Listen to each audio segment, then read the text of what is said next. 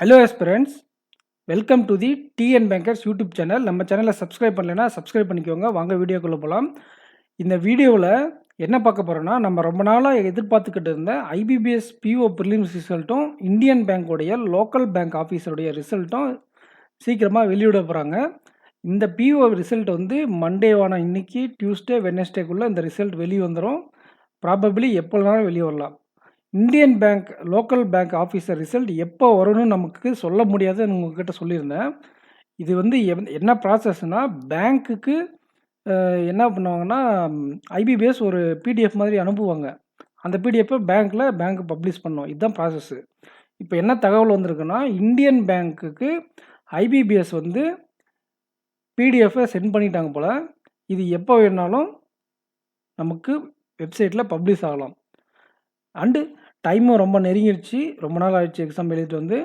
So result வரக்கூடிய டைமும் நெருங்கிடுச்சு. அதனால் அவங்க சொன்ன இன்ஃபோ கரெக்டாக ராங்காலாம் தெரியாது.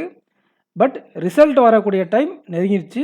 அதனால் நீங்கள் இன்டர்வியூக்கு ப்ரிப்பேர் பண்ண ரெடி ஆகிடுங்க. ரிசல்ட் எப்போ வரும்னு வெயிட் பண்ண தேவையில்ல.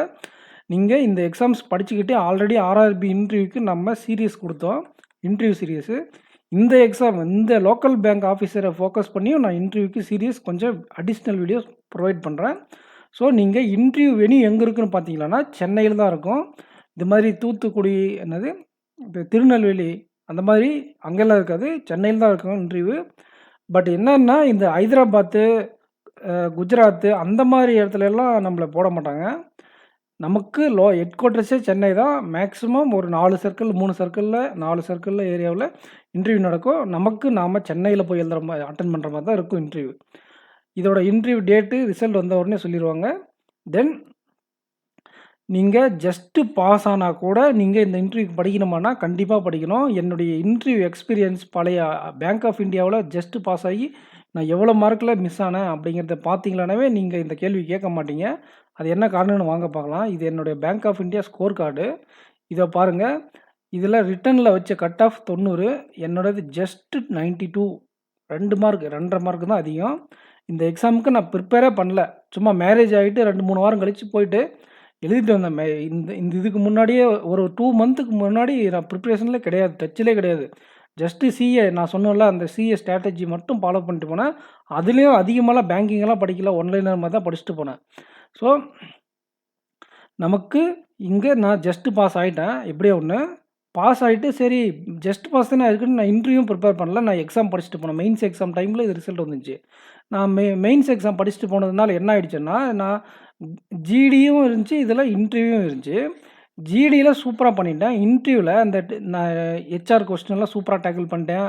எல்லாமே பண்ணியாச்சு. கடைசியில் நேற்று ஒரு சிஏ எடுத்திருந்தேன் பார்த்தீங்களா, அதில் முத்ரா ஸ்கீம் கேட்டிருந்தாங்கல்ல, தருண் அண்டு சிசு தருண் அந்த மாதிரி வரும் இல்லையா, நமக்கு சிசு கிஷோர் தருண் வரும். அதில் எந்த இதுக்கு எந்த அமௌண்ட்டு, இந்த தருணுக்கு எனக்கு தெரியும், மேக்ஸிமம் லிமிட் கேட்டாங்க, அது தெரியும். சிசு தருண் அது முன்ன பின்ன குழம்பிருச்சு. ஏன்னா நான் இதுக்கு முன்னாடி 4 மாதத்துக்கு இந்த இன்டர்வியூ முன்னாடி ரொம்ப நாள் பேங்கிங் அவேர்னஸ் டச் பண்ணவே இல்லை. அதுக்கு முன்னாடி டிசம்பரில் டச் பண்ணுது. 8-9 மந்த்து ஆஃப்டர் இது வந்தேன்.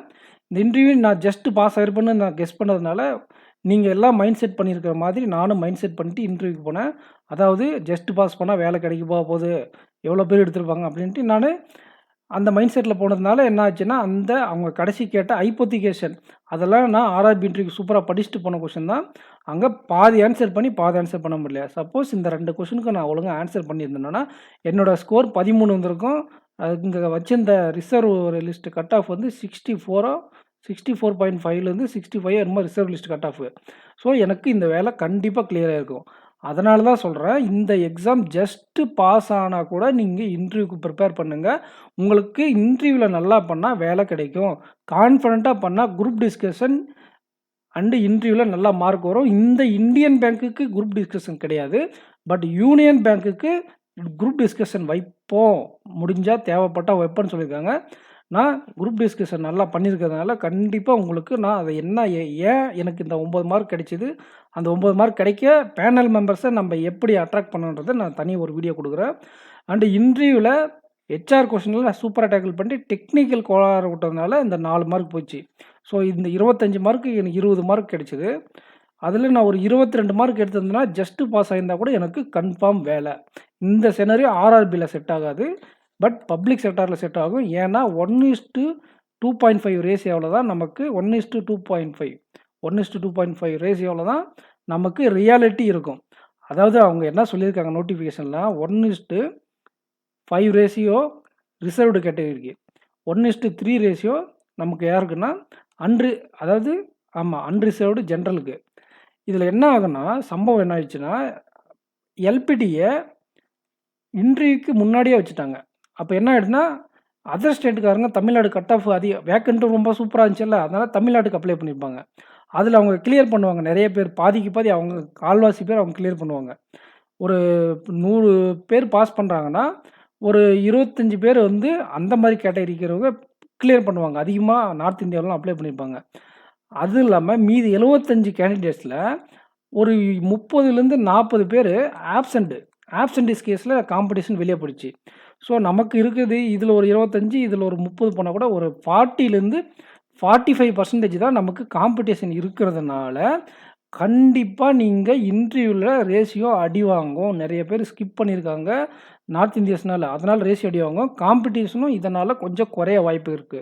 ஆப்சென்டிஸ்னால. ஏன்னா நான் போய் ஹைதராபாத்ல எழுதும்போது என் கூட எழுதினவங்களுடைய எண்ணிக்கை என் ரோலே நான் ஒருத்தன் தான். என் முன்னாடி ரோல யாரும் இல்ல. என் பின்னாடி ரோல யாரும் இல்ல. அங்க 500 பேர் உட்காரலாம் போல. அந்த கெப்பாசிட்டில ஒரு 50, 60 பேர் கூட வரலங்க. அவ்வளோதான் வந்திருந்தாங்க எக்ஸாம் ஹாலுக்கு எக்ஸாம் எழுத. ஸோ, இப்படி இருக்கிற பட்சத்தில நெறைய காம்படிஷன் குறைஞ்சிருக்கு. யூனியன் பேங்க்ல அவங்க கிளியரா சொல்லிட்டேன் 1:3 ரேஷியோன்ட்டு. இது மாரி 1:5, 1:2 இதெல்லாம் இல்ல. எல்லாருக்குமே 1:3 தான்.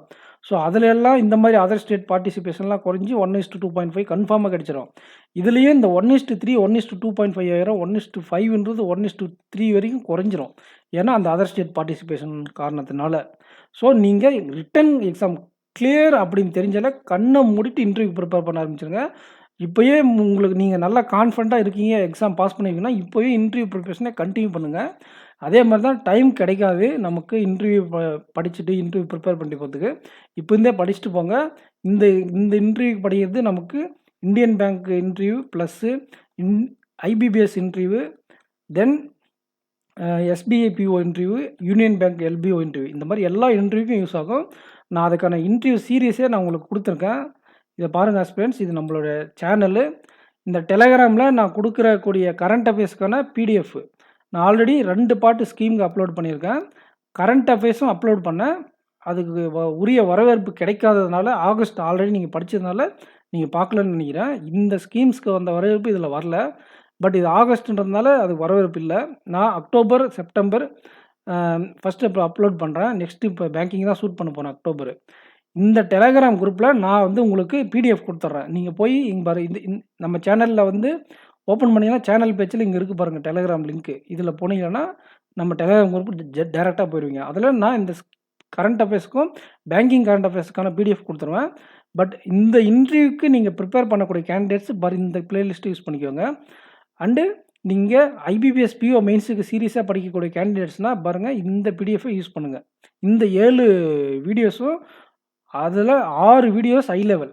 ஸோ, நீங்க அத 6 வீடியோஸ் ஹை லெவல்ல சூப்பரா ப்ரிப்பேர் பண்ணீங்களான்னா, இன்னும் நான் ஒரு 6 வீடியோ குடுப்பேன். உங்களுக்கு பிஓ மெயின்ஸ எப்படி அப்ரோச் பண்றதுன்னு ஒரு ஐடியா கிடைக்கும். இது யூஸ் பண்ணிக்கோங்க. இது ரீசனிங்க்கான செக்ஷன் 13 வீடியோ போட்டிருக்கேன். இன்னும் நான் வீடியோஸ் நெறைய குடுப்பேன். கரண்ட் அஃபேர்ஸோட சேர்த்து இது ஒரு வீடியோ குடுத்துட்டு வரேன். இது ஸ்ட்ராட்டஜிஸ். நான் பழைய ஸ்ட்ராட்டஜிஸ் நெறைய குடுத்துருக்கேன். இது அப்டேட்டட் ஸ்ட்ராட்டஜி. இத வந்து அப்டேட் பண்ண ஸ்ட்ராட்டஜி. இது என்னன்னா, லாஸ்ட் 15 நாள், 12 நாள்ல என்ன ப்ரிப்பேர் பண்ணலாம் அப்படிங்கிற மாதிரி. இப்ப இருக்கிற டைம் வச்சு எப்படி நம்ம ப்ரிப்பேர் பண்றதுக்கான ஸ்ட்ராட்டஜி. இதில வந்து ஆப்டிக்கும் அண்ட் கரண்ட் அஃபேர்ஸும் குடுத்துருக்கேன். போய் பார்த்துக்கோங்க. So, aspirants back to the content. இத பாருங்க. ஸோ, உங்களுக்கு என்ன சொன்னேன், நீங்க கண்டிப்பா இன்டர்வியூக்கு படிங்க. உங்களுக்கு ரேஷியோ குறையும். சரி. இது பிளேலிஸ்ட் இப்ப சொல்லிட்டேன். இந்த இதில ஆட் பண்ணிக்கோங்க. நீங்க ரெகுலரா நம்ம சேனல சப்ஸ்கிரைப் பண்ணிட்டு, பெல் ஐகான் இருக்கும் பக்கத்தில. இந்த பெல் ஐகான பிரஸ் பண்ணிக்கோங்க. இது வந்து பெல் ஐகான். இத பிரஸ் பண்ணீங்கன்னா, உங்களுக்கு நோட்டிஃபிகேஷன்ல டக்குன்னு நான் என்ன வீடியோ போட்டாலும் வந்துரும். So, aspirants thank you aspirants. Next வீடியோல மீட் பண்ணலாம். ரிசல்ட் எப்ப வேணாலும் வரலாம். நீங்க ரிசல்ட் வெப்சைட்ல IBBS.inல போய் உட்கார்ந்திருக்க வேண்டிய அவசியம் கிடையாது. நீங்க அப்படி உட்காந்தீங்கன்னா உங்களுக்கு பிபி ஏறும். ரிசல்ட் வரக்கூடிய டைம் அப்படிங்கிறதுனால நெறைய வெப்சைட்ல ஃபேக் லிங்க்ஸ் கிரியேட் ஆகும். அந்த ஃபேக் லிங்க்ஸும் பார்க்க வேண்டாம். நான் நம்மளுடைய டெலகிராம் குரூப்ல இந்த குரூப்ல நானு ரிசல்ட் வந்த உடனே அஃபிஷியல் வெப்சைட் லிங்க போட்டு விடுறேன். ஷார்ட் வீடியோ நம்ம யூடியூப்ல போடுறேன். ஸோ நீங்க வெப்சைட்ட பார்த்துக்கிட்டு தயவு செஞ்சு உட்கார வேண்டாம். அந்த நேரத்தில ஒரு 2 செட் டிஏ பார்த்தீங்கனாவோ, இல்ல 2 set reasoning, apti, current affairs, schemes இதெல்லாம் அப்டேட் பண்ணிக்கோங்க. நீங்க சாப்பிட்டுக்கிட்டே இந்த ஸ்கீம்ஸ் எல்லாம் படிக்கலாம். நீங்க வாக்கிங் போயிட்டு இந்த ஸ்கீம்ஸ் படிக்கலாம். நான் அவ்வளோ பொறுமையா உங்களுக்கு தெளிவா சொல்லியிருக்கேன். உங்களுக்கு ஸ்பீடு வேணும்னா கூட 1.25x ஸ்பீட்ல வச்சுக்கோங்க. உங்களுக்கு ஸ்பீடு கொஞ்சம் வேணும் அதிகமா இருக்கணும்னா. இல்ல உங்களுக்கு தெளிவா ப்ளசன்ட்டா கேட்கணும் அப்படின்னா 1x ஸ்பீட்ல வச்சுக்கோங்க. உங்களுக்கு நீங்க ஆல்ரெடி படிச்சிருக்கீங்க ரிவிஷன் பாயிண்ட் ஆஃப் வியூ அப்படின்னா 1.5x வரைக்கும் 1.2x அந்த மாதிரி நீங்க ஸ்பீடு மாத்தி வச்சுக்கோங்க. உங்களுக்கு ப்ளசன்ட்டா கேட்கணும்னா 1xல பாருங்க. பேங்கிங் கரண்ட் அஃபேர்ஸ் இன்னைக்கு நான் மெட்டீரியல் ரெடி பண்ணிட்டேன். ஷூட்டிங் போயிட்டுருக்கு. இதோட சேர்ந்து அப்பாயின்ட்மென்ட் அக்டோபர் அப்பாயின்ட்மெண்ட்லேருந்து ஜூலை அப்பாயின்ட்மெண்ட் வரையும் நான் அப்பாயின்ட்மெண்ட் ஒவ்வொரு வீடியோவா சின்ன வீடியோவா குடுத்துருவேன். இது ஸ்கீம்ஸ் நீங்க தெளிவா படிக்கணும் அப்படிங்கிறதுனாலயும், பேங்க்ஸ் நீங்க தெளிவா டெப்த்தா படிக்கணுன்றதுனால தான் லென்த்தி 40 மினிட்ஸ் வீடியோ குடுத்துருக்கேன். பட் மத்த டாபிக்ஸ் நான் கேப்சூல் எப்படி படிக்க சொன்னேனோ, அதே மாரி நான் குடுக்கக்கூடிய மத்த டாபிக்ஸ் குடுக்கக்கூடிய வீடியோஸும் ஷார்ட்டா தான் இருக்கும். ஏன்னா, அது அவ்வளோதான் டீட்டெயில் படிக்க தேவை. ஸ்கீம்ஸும், பேங்கிங்கும் நம்ம டெப்த்தா படிக்கின்றதுனால, நான் உங்களுக்கு புரியிற மாதிரி திரும்ப சொல்லியிருக்கேன். அது நீங்க வீடியோ பார்த்துட்டு, நீங்க ஒரு டைம் பிடிஎஃப் பார்த்தாலே உங்களுக்கு அந்த கன்டென்ட்லாம் புரிஞ்சிரும். எக்ஸாம் டைம் அப்ப நீங்க அந்த பிடிஎஃப்பை ஜெராக்ஸ் போட்டு ஒரு டைம் படிச்சுட்டு போனீங்கன்னா, எக்ஸாம்ல நல்லா பண்ணிடலாம். So aspirants, thank you aspirants. Next வீடியோல கண்டிப்பா தரமான வீடியோல மீட் பண்ணலாம். நவம்பர் 24க்குள்ள நம்ம 2K ரீச் பண்ணா, உங்களுக்கு ஒரு சர்ப்ரைஸ் காத்திருக்கு. கண்டிப்பா அது ஆப்டி சப்ஜெக்ட் தான். மிக கஷ்டம் நீங்க நினைக்கக்கூடிய சப்ஜெக்ட்ட நான் ஈஸியா சொல்லி தரேன். ஸோ நீங்க நம்ம சேனலை சப்ஸ்கிரைப் பண்ணிட்டு சேனலை ஷேர் பண்ணுங்க. Thank you aspirants. Thank you.